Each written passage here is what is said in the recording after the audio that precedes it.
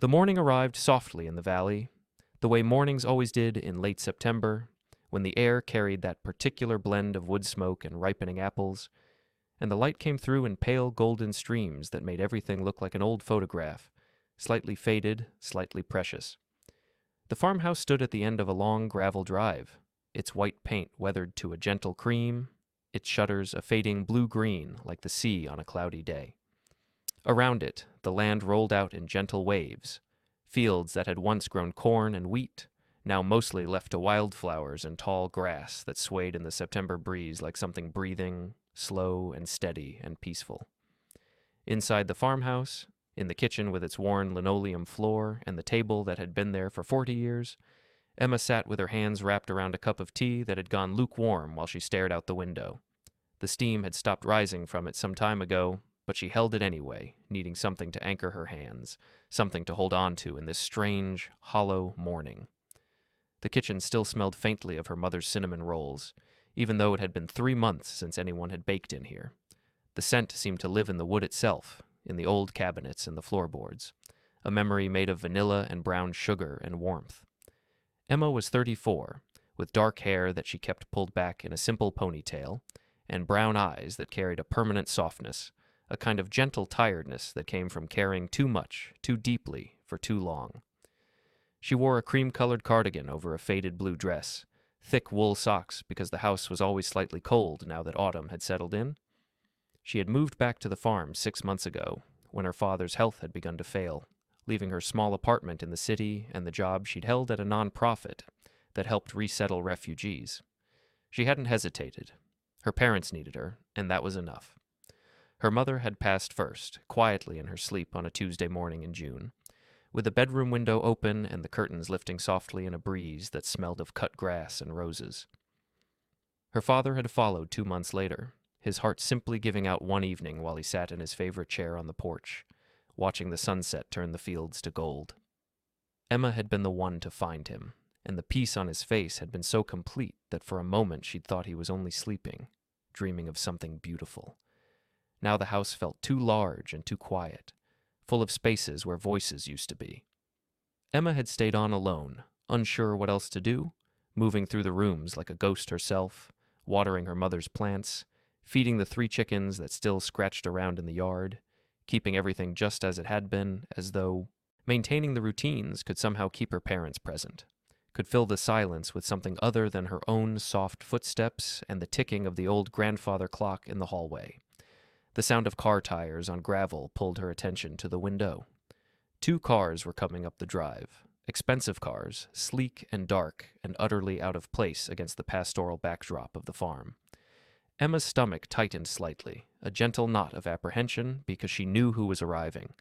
Her brother Marcus and her sister Claire had called yesterday to say they were coming, that they needed to discuss the property, that there were decisions to be made.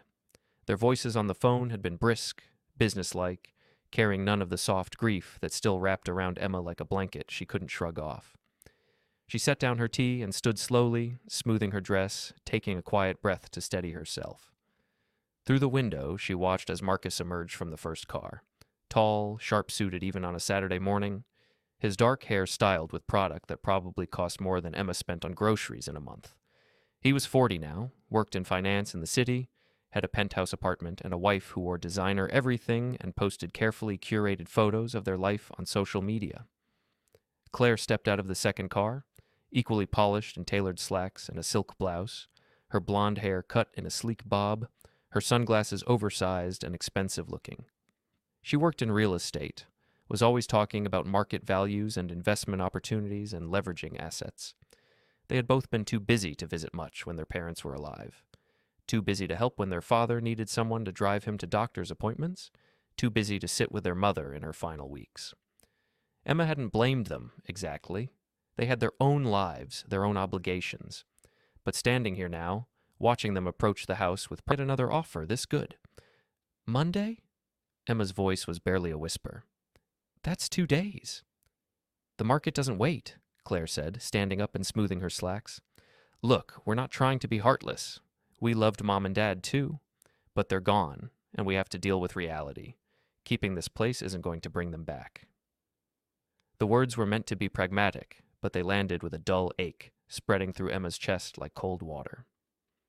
She nodded slowly, unable to speak, afraid that if she opened her mouth anything other than a sob would come out. Marcus and Claire gathered their things, promising to call tomorrow, reminding her that this was for the best, that she'd thank them later, that everyone needed to be mature about this. And then they were gone, their expensive cars crunching back down the gravel drive, leaving Emma alone in the too-quiet house with a decision she didn't want to make and a grief that felt like it might never soften into something manageable. She sat for a long time in the living room, watching the afternoon light shift across the floor, listening to the old house settle around her, its familiar creaks and sighs like a language she'd grown up speaking. Outside, the wind moved through the fields, bending the tall grass in waves that looked like water, like something that could carry you away if you weren't careful, if you didn't hold tight to what mattered. As the sun began its slow descent toward the horizon, painting the sky in shades of apricot and dusty rose, Emma stood and moved to the kitchen. She needed to do something with her hands, something ordinary and grounding. She pulled out her mother's old recipe box, running her fingers over the worn index cards, each one written in her mother's careful cursive. She selected one at random, oatmeal cookies with chocolate chips, and set about gathering ingredients, measuring flour and sugar, creaming butter, losing herself in the familiar rhythm of baking. The kitchen filled with warmth and sweetness, with the small comfort of creation, and for a little while, Emma let herself exist only in this moment, in the simple act of making something good, something that would have made her mother smile. Outside, the September evening deepened into blue dusk, and the first stars began to appear, faint and patient, waiting for full darkness to show themselves completely. The next morning arrived with a soft mist hanging over the fields, the kind that made everything look dreamlike and slightly unreal, as though the farm existed in some gentle space between sleeping and waking. Emma had barely slept, spending most of the night sitting in her father's chair on the porch, wrapped in a quilt, watching the darkness and thinking about all the years contained in this property, all the ordinary love that had accumulated in the soil and the walls and the trees that lined the drive. She knew what she had to do, even if the knowing felt like swallowing something bitter. Marcus and Claire were right, in their way. She couldn't afford to keep the farm. She didn't have the means to buy them out, didn't have a plan for how to make the property sustainable. Holding on would mean watching everything slowly decay, unable to maintain it, unable to honor it properly. Sometimes love meant letting go, even when letting go felt like tearing off a piece of yourself. At 9 o'clock, her phone buzzed with a text from Claire. "Have you thought about it? Developer needs to know by tomorrow morning. Please be reasonable about this." Emma stared at the message for a long moment, then slowly typed back, "Okay, you can accept the offer." The response came almost immediately. "Good choice. This is for the best. I'll handle all the paperwork. You won't have to do anything."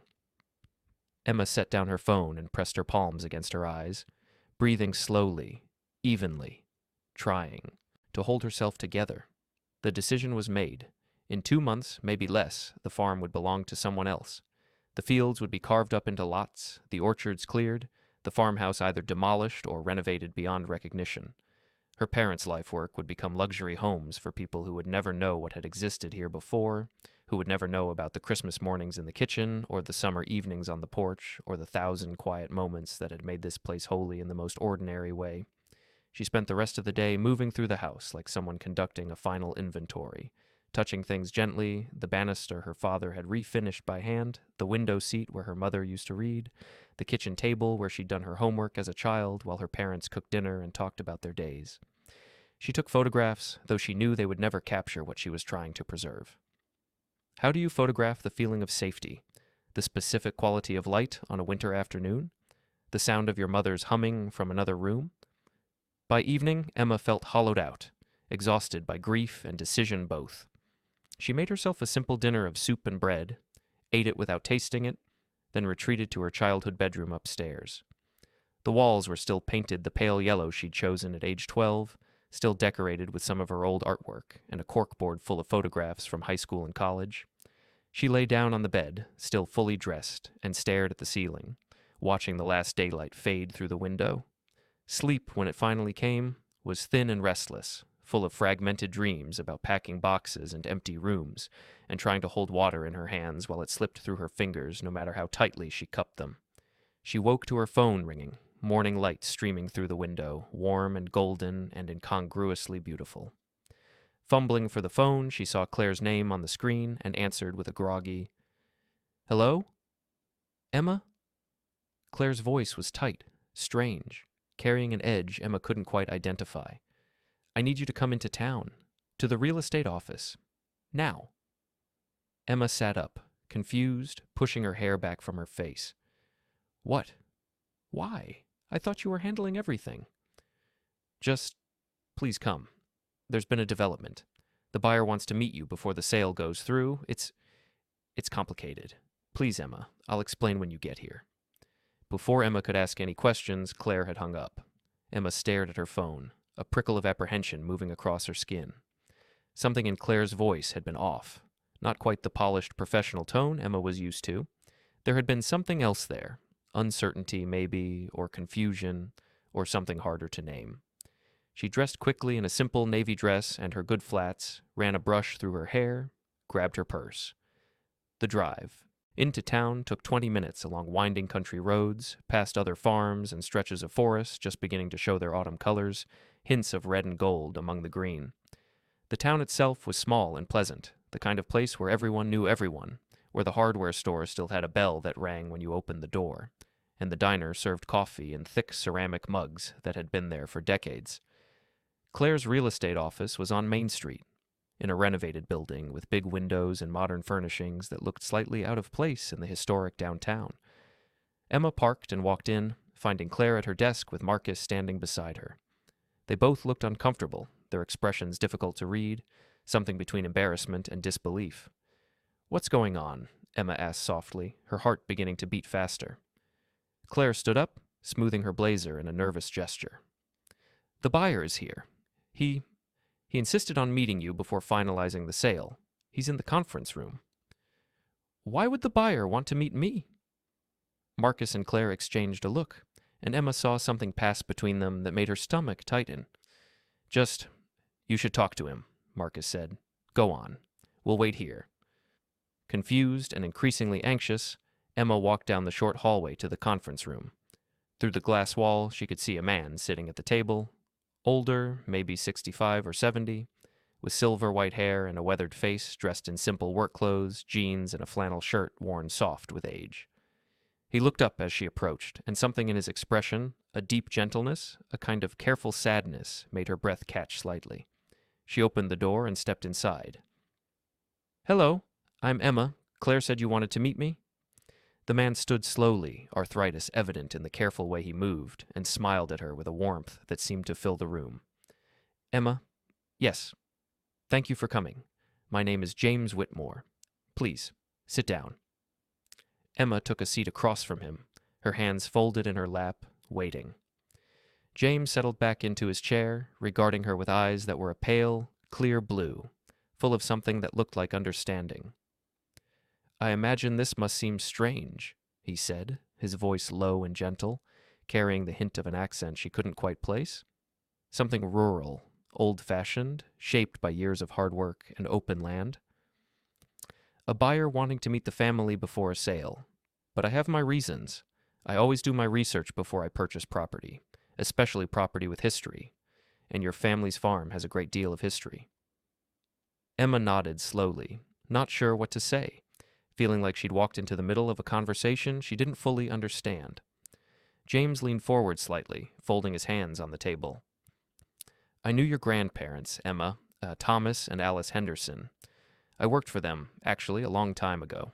Must be close to 50 years now. I was 17, just finished with school, didn't know what I wanted to do with my life. Your grandfather gave me a job that summer, teaching me about farming, about the land, about what it means to take care of something properly." Emma felt something shift in her chest, a flutter of surprise. You worked for my grandparents?" "I did, that whole summer and into the fall harvest. They were good people, Emma. Very good people. Your grandmother used to make lemonade and bring it out to the fields on hot days. Your grandfather taught me how to fix a tractor engine, how to read the soil, how to know when the wheat was ready. They treated me like family, even though I was just some kid they'd hired for seasonal work. He paused, his gaze distant for a moment, as though he was looking back across decades to that younger version of himself. I was going through a hard time that year. My own family, well, things weren't good at home. Your grandparents saw that, I think. Though I never said anything directly, they just made space for me, made me feel like I mattered. When the season ended, your grandfather gave me an extra week's pay and told me I had a good head on my shoulders, that I could do anything I set my mind to. It sounds small, maybe, but those words, they changed something for me. They gave me a direction when I needed one most. Emma felt tears pricking at her eyes, unexpected and immediate. She'd heard stories about her grandparents, of course. They'd passed away when she was in college. But this felt different, more real somehow, hearing about them from someone who'd known them in their prime, who'd been touched by their kindness firsthand. I went on to start my own farm, James continued softly. Spent 40 years building it into something good, something I was proud of. Did well for myself, raised a family, put my kids through college. I sold the farm 5 years ago when my wife passed. Didn't have the heart to keep it going without her. But I've been comfortable since then, made good investments, lived simply. And I've been looking for a way to give back, I suppose. To honor the people who helped me when I needed it most. He reached into his pocket and pulled out an old photograph, sliding it across the table to Emma. It showed a much younger version of James standing in a field next to two people Emma recognized from family photos. Her grandparents, decades younger, all three of them smiling at the camera, squinting slightly in the bright summer sun. "I've kept this all these years," James said quietly. "Carried it with me through every move, every change. Your grandparents gave me more than a job that summer, Emma. They gave me dignity. They gave me hope, and I've never forgotten it." Emma picked up the photograph with trembling fingers, staring at her grandmother's face, at the kind smile she remembered from her childhood, now captured in this moment decades before Emma had been born. "I don't understand," she whispered. "Why are you telling me this? Why do you want to buy the farm?" James was quiet for a long moment, and when he spoke again, his voice was even softer, almost tender. "Because when I saw the listing, saw that it was your family's property being sold, I knew I had to act. I've done my research, Emma. I know that you've been living there, taking care of your parents. I know that you were the one who stayed when they needed help. And I know from your siblings' conversations with the real estate agent that you didn't want to sell, that you've been pushed into this decision." He leaned back in his chair, his expression gentle but firm. "I'm not a developer, Emma. I have no intention of building luxury homes or subdividing the property. I bought the farm because I want to give it back to you." The words hung in the air, impossible, not quite making sense. Emma stared at him, her mouth slightly open, unable to process what she'd just heard. What?" "I'm purchasing the property," James said clearly, calmly. "But I'm purchasing it to deed it back to you, free and clear. Your siblings will get their money. I'll pay them their full shares, exactly what they would have received from the developer. But your share will be paid directly to the farm, to taxes, to establishing a trust that will keep the property maintained and sustainable. You'll own it outright, Emma. No mortgage, no debt. Just you and the land and whatever life you want to build there." Emma couldn't breathe. The room felt like it was tilting slightly, like reality had shifted into something new and strange and impossibly generous. You can't... That's nearly $2 million. You can't just give away $2 million. James smiled, a warm, knowing expression. "I can, actually. I don't have much time left, Emma. Doctors tell me I've got maybe 5 years if I'm lucky. My children are grown and well established. I've already set them up with substantial inheritances. I have more money than I'll ever need. And I've been thinking a lot lately about legacy, about what it means to leave something good behind. Your grandparents gave me a chance when I needed one. This is my chance to pass that forward, to make sure their legacy continues through you." Tears were streaming down Emma's face now, hot and unstoppable, and she couldn't speak past the tightness in her throat. All she could do was shake her head in disbelief, in gratitude, in overwhelm at the sheer magnitude of what was being offered. "There's one condition," James continued gently.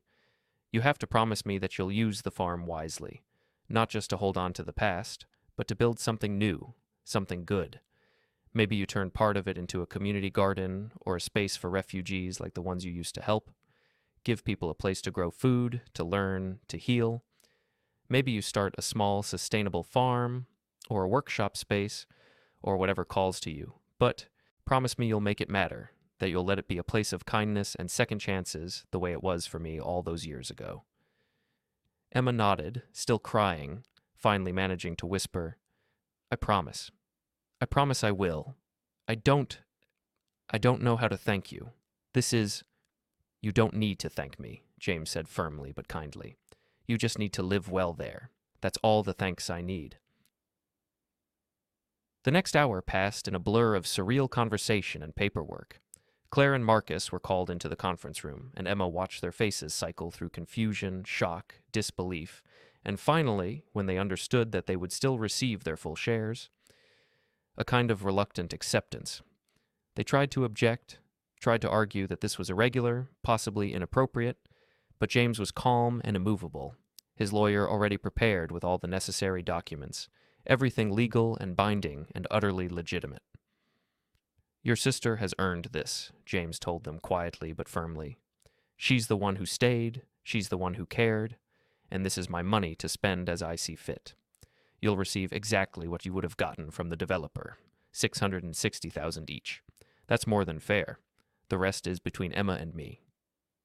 Marcus opened his mouth to argue, then closed it again, perhaps recognizing that there was nothing to say, that the decision was made and couldn't be unmade. Claire looked between Emma and James with an expression that was hard to read, perhaps embarrassment, perhaps resentment, perhaps something like grudging respect. Fine, she said finally, her voice tight, if that's how it's going to be. They signed the papers with minimal conversation, the mood in the room strange and tense. Emma's hands were shaking so badly she could barely hold the pen, her signature coming out as an illegible scrawl. When it was done, James stood and offered his hand first to Marcus, then to Claire, then finally to Emma, holding her hand in both of his for a long moment. Take care of it, he said softly, so only she could hear. Make it a place of peace. I will, Emma whispered back. I will, I promise. Marcus and Claire left quickly, barely saying goodbye, getting into their expensive cars and driving away with expressions that suggested they were already trying to process what had just happened, trying to fit it into some narrative that made sense to them. Emma watched them go, feeling strangely distant from them now, as though they existed on different planes entirely, speaking different languages, valuing different things. When they were gone, Emma turned back to James, who was gathering his things slowly, carefully, with the deliberate movements of someone who has learned to respect their body's limitations. Will you, she started, then paused, uncertain. Would you come see the farm before you go? I'd like you to see it now, how it is. I'd like you to... She wasn't sure how to finish the sentence, but James smiled, understanding written across his weathered face. I'd be honored, Emma. I'd be very honored indeed. They drove separately, Emma leading the way in her old sedan, James following in a modest pickup truck that looked well used and carefully maintained. The drive seemed to pass both quickly and slowly, time doing strange things as Emma's mind tried to catch up with the morning's revelations. She kept glancing in her rearview mirror to make sure James was still there, half afraid she'd imagined the whole thing, that she'd wake up to find it was just a dream born of desperate hoping.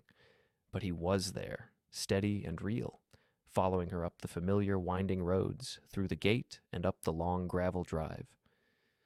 Emma parked in her usual spot near the house and got out, watching James emerge from his truck and stand for a long moment, just looking.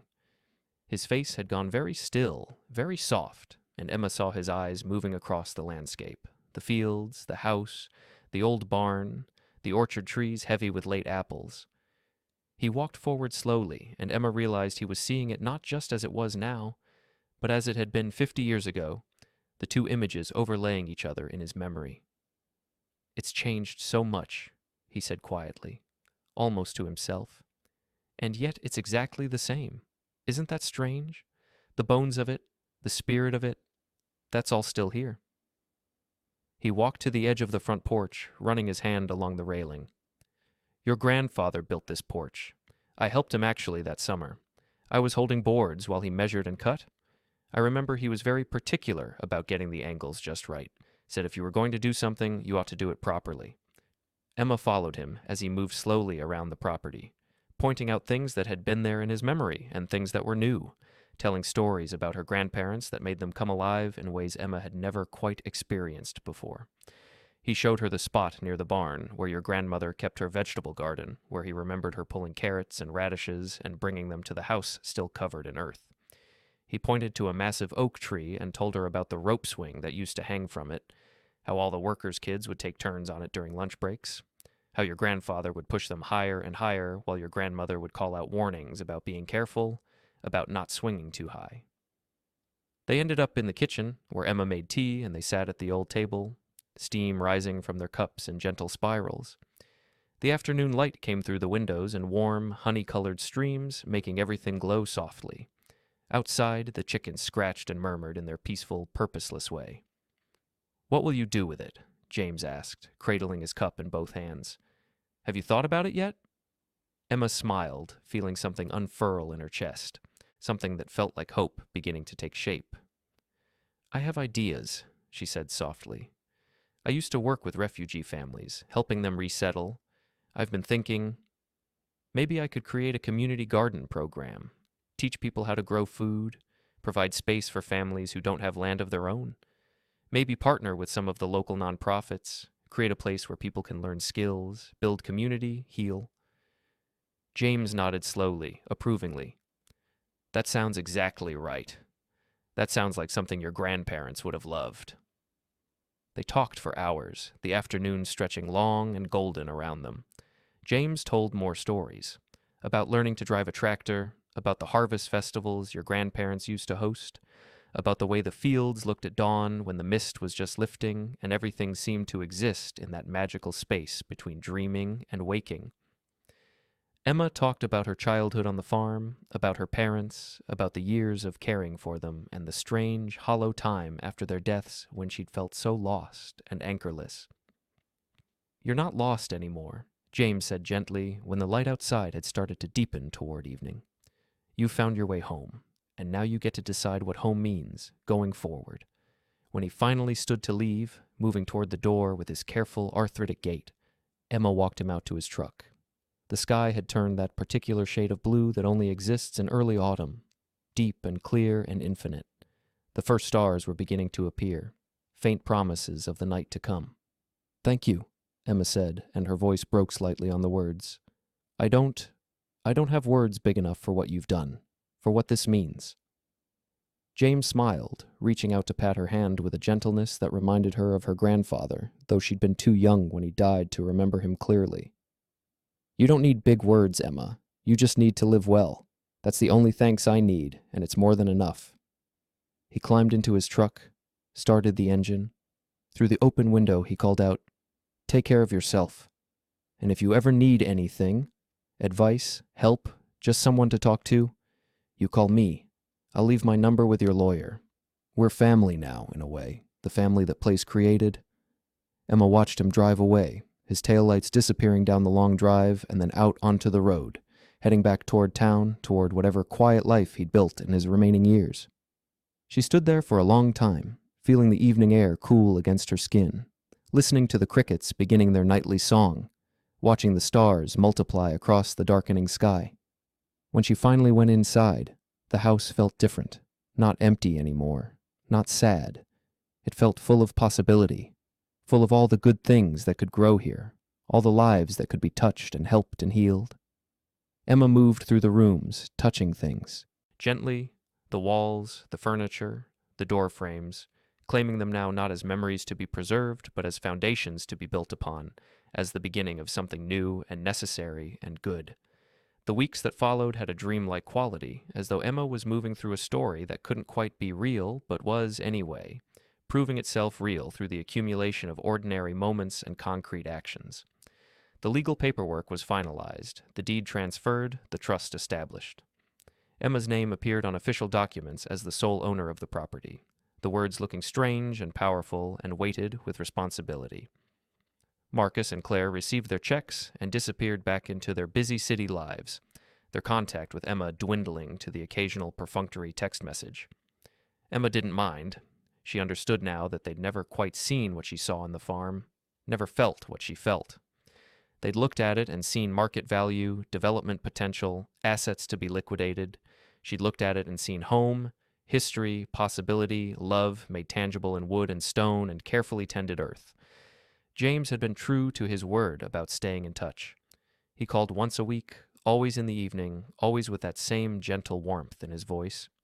He asked about her plans, offered suggestions drawn from his own decades of farming, connected her with people he knew who might be helpful, a landscape architect who specialized in community gardens, a grant writer who worked with agricultural nonprofits, a lawyer who helped organizations navigate the complex regulations around food production and distribution.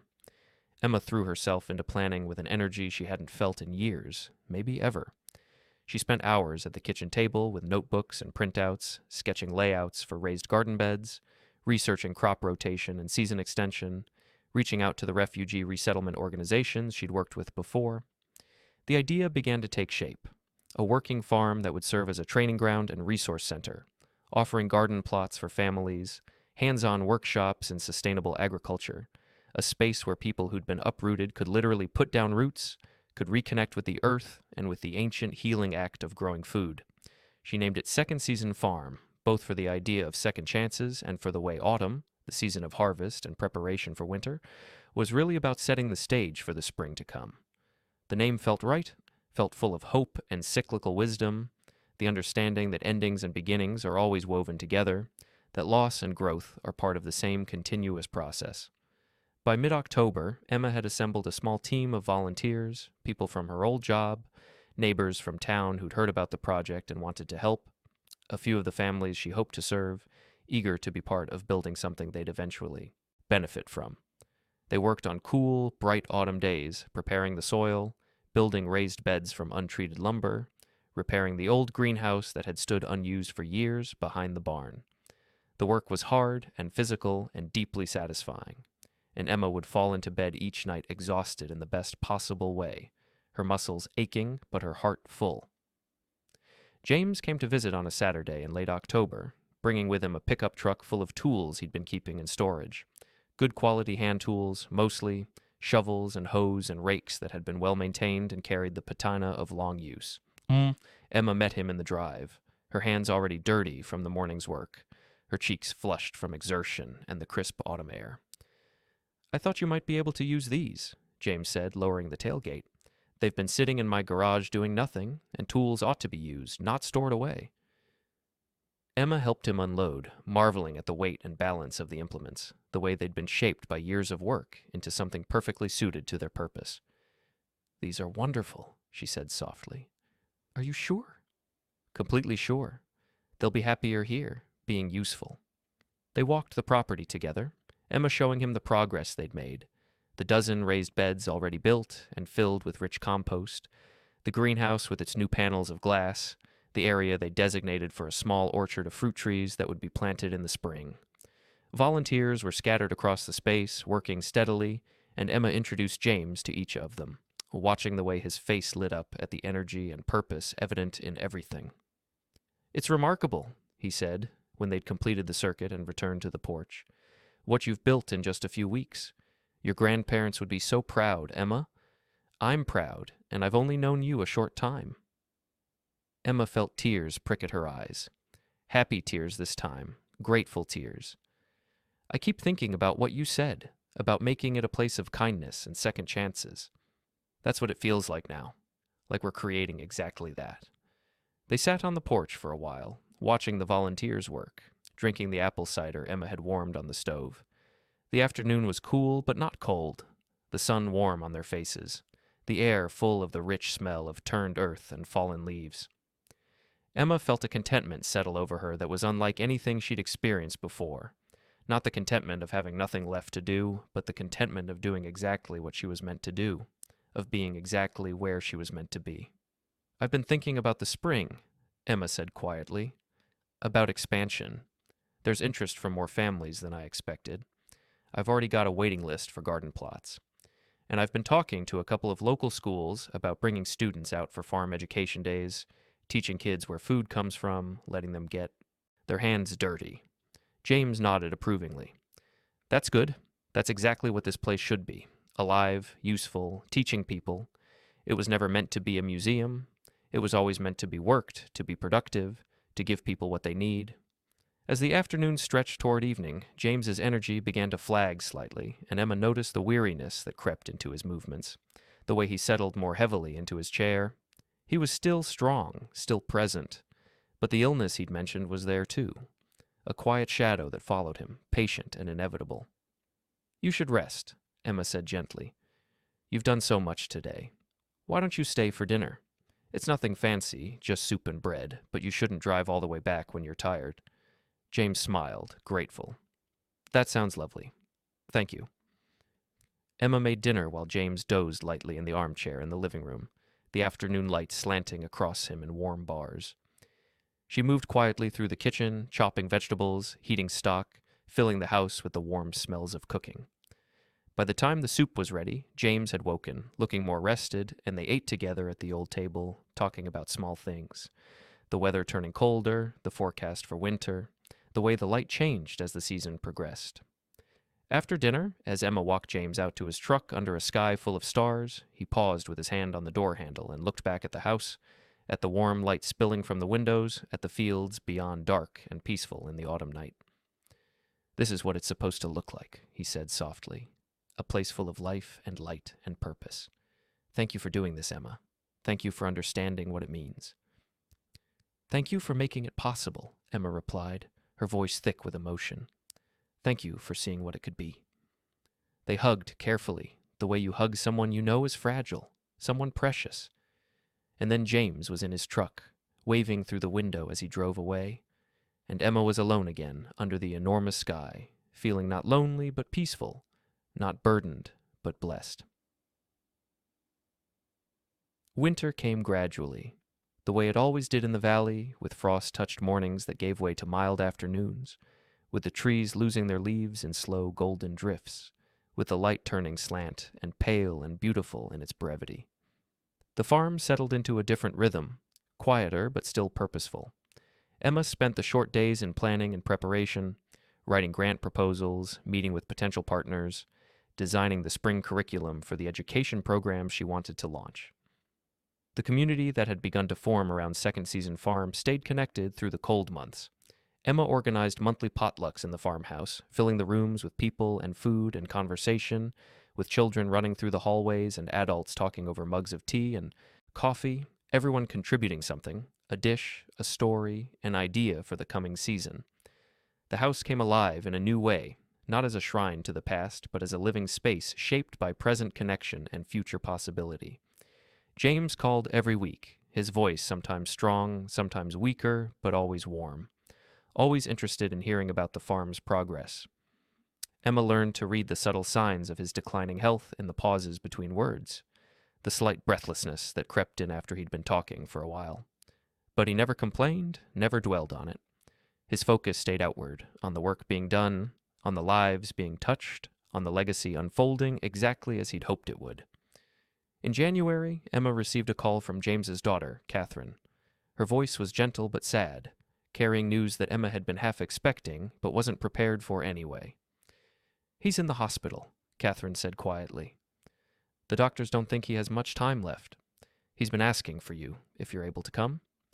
Emma drove to the city hospital that afternoon, through gray winter weather that matched the heaviness in her heart. She found James in a private room, small and somehow diminished in the hospital bed, connected to monitors that beeped softly, but his eyes were clear and his smile, when he saw her, was still full of that essential warmth that defined him. Emma, he said, his voice thin but glad. You came? Of course I came. She pulled a chair close to the bed, taking his hand carefully. It felt light and fragile, like something that might break if held too tightly. How are you feeling? Tired, he admitted. Very tired, but not afraid. That's the strange thing. I thought I'd be more afraid, but mostly I just feel ready. Like I've done what I needed to do, and now it's time to rest. They talked quietly for a while, Emma filling him in on the latest developments at the farm, The grant she'd received from a sustainable agriculture foundation, the partnership she'd formed with the county extension office, the 15 families already signed up for plots in the spring. James listened with evident pleasure, his eyes closing sometimes, but his hand tightening slightly on hers to show he was still present, still engaged. "I'm so glad," he murmured. "So glad it's working, that it's becoming what it should be." "It wouldn't exist without you," Emma said, tears sliding down her cheeks. "You gave me this gift, this incredible gift. You changed my life, James. You saved something that mattered, and you gave me a purpose I didn't know I was looking for." James opened his eyes, looking at her with a clarity that seemed to pierce through everything superficial, seeing down to the truth beneath. "You would have found your way eventually, Emma. I just helped speed things along. You're the one doing the work. You're the one making it matter.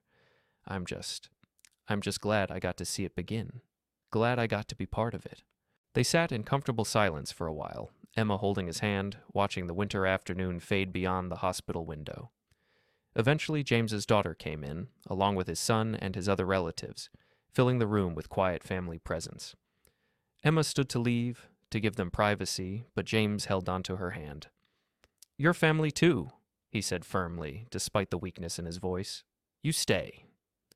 So Emma stayed, sitting quietly in the corner while James's children and grandchildren gathered around him, sharing memories, telling stories, laughing softly at old jokes and remembered moments. The room filled with love, with the gentle sadness of saying goodbye, with the sense of a life well lived, reaching its natural conclusion. As evening deepened into night, James grew quieter, his breathing slower. Emma watched his face relax into a deep peace, all the lines of pain and weariness smoothing away until he looked younger, lighter, freed from the weight of his aging body. And then, with his family around him and the quiet beep of the monitors marking time, he simply slipped away, as gently as falling asleep, as naturally as the seasons turning. Emma cried silently, her tears falling for this man she'd known such a short time, but who had changed everything, who had seen something in her worth investing in, who had believed in kindness and second chances with such fierce, practical generosity that he'd reshaped her entire life with a single act of grace. The memorial service was held in the small-town church. In late January, when the world outside was bare and cold, but the light inside was warm and golden, filtered through stained glass windows that painted the pews in colors like jewels. It seemed like half the county came, people whose lives James had touched over decades, former employees, people he'd helped quietly over the years, his large extended family, and Emma, sitting near the front with tears streaming steadily down her face, as person after person stood to tell stories about James's kindness, his generosity, his quiet way of seeing what people needed and providing it without fanfare or expectation of gratitude. Emma learned that her experience wasn't unique, that James had put several young people through college, had helped families in financial crisis, had bought a struggling business to keep it from closing and then sold it back to the owners for $1 when they got back on their feet. He'd lived simply himself, had never sought recognition or praise, had simply believed that having resources meant having responsibility to help others. When it was Emma's turn to speak, she walked to the front on shaking legs, her prepared words dissolving in the face of actual grief, actual loss. Instead, she told the story simply, from the heart, about the farm, about her grandparents, about the impossible generosity of a man who'd remembered a kindness shown him 50 years ago and had found a way to pass it forward, to create something good and lasting from the seeds of that old debt. "He told me to make the farm a place of kindness and second chances," Emma said, her voice breaking. "And I promise him, and I promise everyone here, that's exactly what it will be. His legacy will live on in every person who finds hope there, who learns to grow food there, who discovers their own second season there. He'll be remembered not just by the people who knew him, but by people who will never know his name, who will simply benefit from the good he put into the world. And I think that's exactly how he would have wanted it." The service ended with a hymn, something old and traditional about grace and rest and the peace that passes understanding, and then people filed out into the cold January afternoon, hugging each other, sharing memories, making their way slowly to their cars. Emma stood for a moment in the church doorway, looking out at the bare trees and the gray sky, feeling the weight of loss, but also something else. a sense of continuation, of responsibility accepted, of love made practical and concrete. Catherine found her before she left, pressing an envelope into her hands. "He wanted you to have this. He wrote it a few weeks ago when he knew he didn't have much time left." Emma took the envelope with trembling hands, tucking it into her coat pocket, not trusting herself to open it here, needing privacy for whatever final words James had left her. She drove back to the farm in the gathering dusk, the winter landscape stark and beautiful around her, bare branches sketched against a pale sky, the fields sleeping under their blanket of frost. When she got home, she made herself tea and sat at the kitchen table, the old lamp casting warm light across the worn wood, and carefully opened the envelope. Inside was a single sheet of paper, covered in James's careful, slightly shaky handwriting. "Dear Emma, if you're reading this, then I've moved on to whatever comes next. I'm not afraid of that. I've had a good life, a full life, and I'm at peace with how it's ending. I wanted to write to you one final time to say thank you. Thank you for understanding what I was trying to do. Thank you for having the courage to accept help when it was offered. Thank you for seeing the farm not as a burden, but as an opportunity, not as something to preserve unchanged, but as something to grow and expand and share. I've been thinking a lot about legacy as my time has grown short. I used to think legacy was about what you left behind, property, money, achievements. But I understand now that real legacy is about what continues after you're gone, about the good that keeps multiplying, spreading outward in ways you'll never see, but that matter more than anything you could hold in your hands. Your grandparents' legacy is living on through you, through the farm, through every person who will find help and healing there. And my legacy, such as it will live on there too, in the soil and the growing things and the community you're building. That's enough. That's more than enough. That's everything. Take care of yourself, Emma. Take care of the land.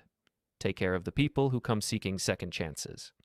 And remember that you deserved this, not because you earned it through suffering, but because you're the kind of person who would use it wisely, generously, kindly. That's all the reason needed. With deep gratitude and affection, James." Emma read the letter 3 times, tears falling onto the paper, blurring the ink slightly. Then she folded it carefully and placed it in the old recipe box where her mother had kept her most treasured cards, adding James's final words to the collection of precious things, the small artifacts of love that the kitchen had accumulated over generations. Outside, night had fallen completely, the winter darkness deep and cold. But inside the farmhouse, the lamp burned steady and warm, a small defiant brightness against the dark, and Emma sat at the table for a long time, feeling the presence of everyone who had loved this place, everyone who had been shaped by it, everyone who would come to it in the future, seeking what James had sought 50 years ago. Dignity, hope, a second chance, the simple, powerful gift of someone believing you matter. Spring arrived slowly, tentatively, the way it always does after a hard winter, with incremental warmth and the gradual greening of things, with daffodils pushing through the last patches of snow and the trees beginning to show the faint haze of budding leaves. The farm woke up around Emma, coming alive again, and she woke up with it, feeling the old grief finally beginning to transform into something softer, something more like gratitude than loss. The opening day of second season farm was set for the first weekend in April, when the danger of hard frost had passed and the soil had warmed enough for planting. Emma had spent weeks preparing, organizing tools, creating planting schedules, gathering donated seeds and seedlings, setting up the irrigation system, preparing orientation materials. The refugee families she'd worked with before were coming, along with several other families from town, seniors from the community center, a group of veterans working through PTSD, teenagers from the high school looking for service hours.